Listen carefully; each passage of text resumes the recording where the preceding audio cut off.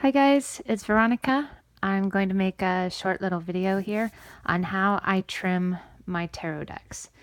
And I'm also going to be going over recovering the backs with contact paper in case that's something you're interested in also. I had trimmed a pocket Thoth deck completely borderless and I love how it looks. Unfortunately, I'm a Rider-Waite Smith girl, and I am so unfamiliar with this deck that I can't tell them apart easily. So I bought a large Thoth deck to trim. Now, when you get a deck and you think you're going to trim it, don't rush into how you want it trimmed. Handle it for a while and see what you would like trimmed and what you wouldn't. When I get a deck and I fan it out and see mainly border, I know the deck's probably going to be trimmed. So I knew I wanted the sides trimmed. I thought about keeping both titles at the top and bottom, but the only problem is in the pips, I did not like the keywords in a lot of the pips. They didn't resonate with me well. So I decided to keep the numbers on the top of the pips, but go with the titles on the bottom with the courts, the aces, and the trumps. So once I decided what I wanted cut, and you also have to think about what that's going to do to the card back. Take the card and see what's going to be missing when you cut it.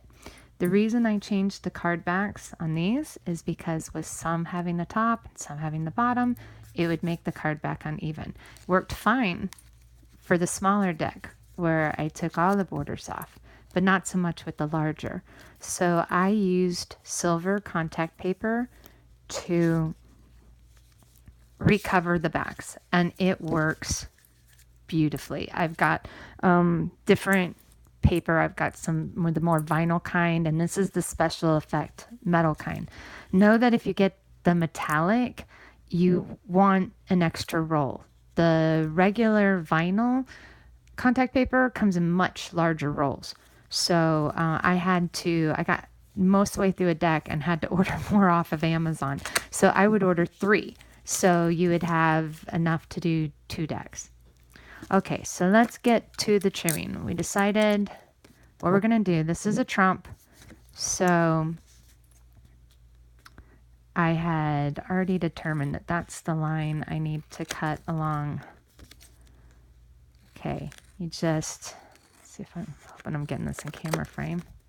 You determine your line and be very comfortable with the shears that you use. I've been using these for so long.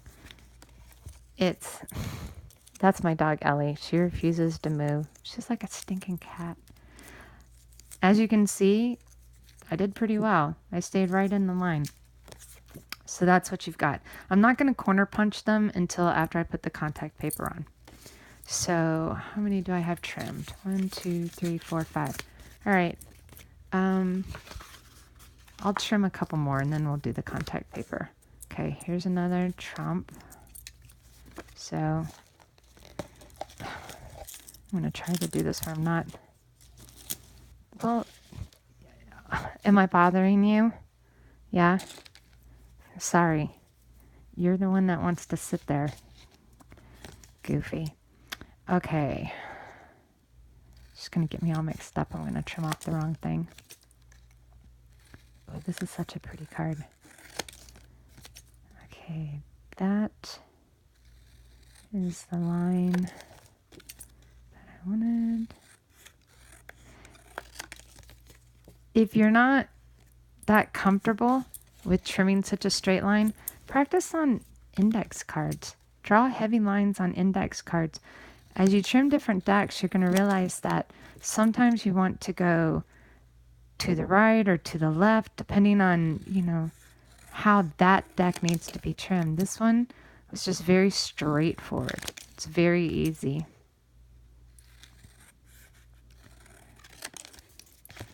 Okay, so there's some of that. Now let's I already have this strip of contact paper. I determined that 5 cards can fit across, so I cut them into long strips. I've now got a couple more on this strip to get through. Give yourself enough room.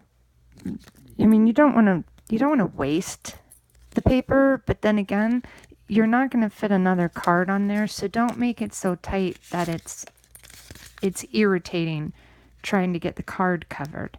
Just give ample room to trim. This is the most irritating part about it to me, is separating the stinking. There you go. Okay, so then I run my finger up the back. See how there's a wrinkle? All you have to do is, now there's something on that paper. Let's see if it comes off. If it doesn't, I'm not using it.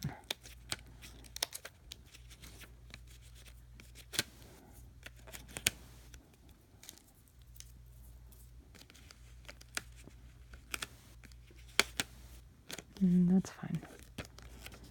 Even that wrinkle came out. Okay. That one took a little more trouble than usual. Okay, then. Okay, so when you're trimming the contact paper off of an already trimmed card, go at the corner, put your shears in, and then just slide it along the edge of the card.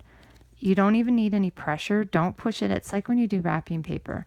Just make that initial cut and then go right up next to the edge of the card, all the way down it. Every once in a while, you'll feel some resistance. Then cut a little bit if you have to, but most of the time, it should slide pretty easily.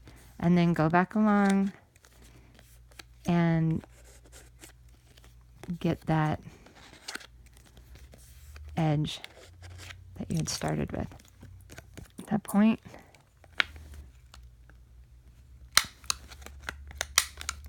you just use your corner punch. These are ones I got off Amazon. This is the small.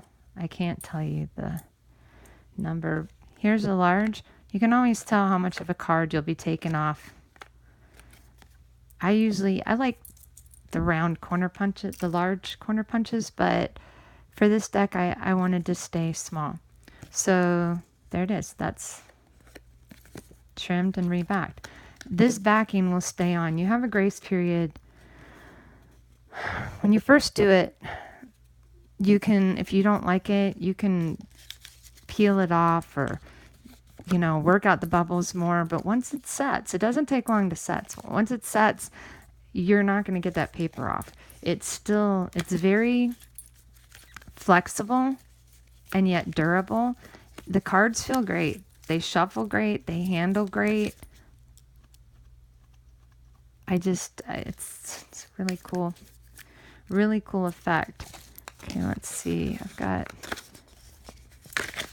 room for 2 more before I have to cut another strip.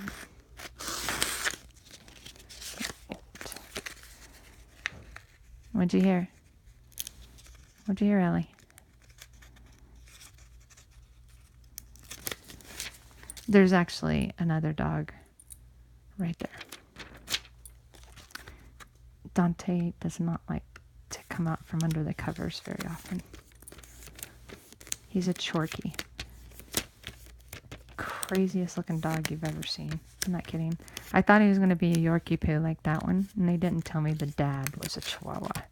So I have a cracked out looking Chihuahua who likes to live under the covers. What can you do? Okay, here we go.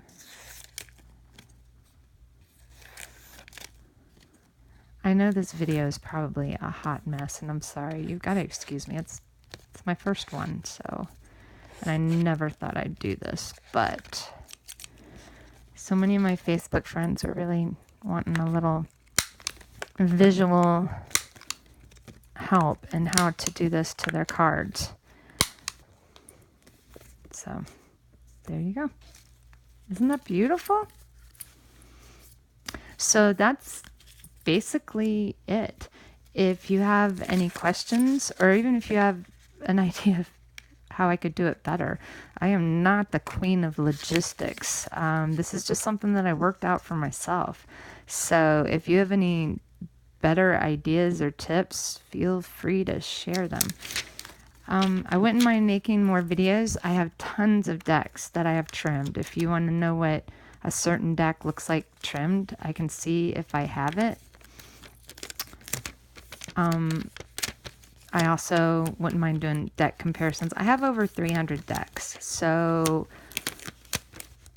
it's ridiculous, I know, but I love it. I absolutely love collecting cards, and I'm a reader also. I don't just collect cards, but I have to admit that most of the decks I buy don't become working decks for me. They're just pretty decks that I go through a lot. I love going through my decks and comparing them and just meditating on them, but it takes a lot for it. It has to hit all marks to be a working deck for me, and that is, most of the images have to really resonate with me, and cardstock has a lot to do with it too. You can have a gorgeous deck, and if it's on subpar cardstock, I don't think the images look as well. It's not going to hold up as well. It doesn't feel as nice. So doing this Thoth deck went from one that I never used to one that I'm actually going to use and get to know these cards. And I think once I do, I might take the rest of the titles off. So it's just a bigger version of my pocket size. So I hope that helped. If you need any more, if you'd like any more videos, just let me know. So bye, Ellie. Have a great day.